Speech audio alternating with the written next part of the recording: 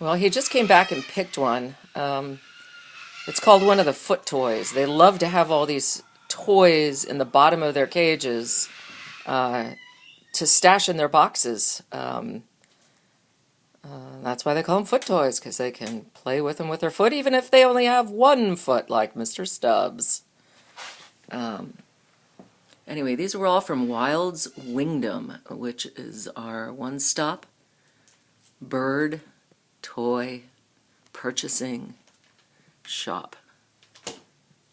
It's nice when you can get everything reasonable and wholesale, and that your donations made this happen. So, Mr. Stubbs, hey, Stubbers, hey, here, right here.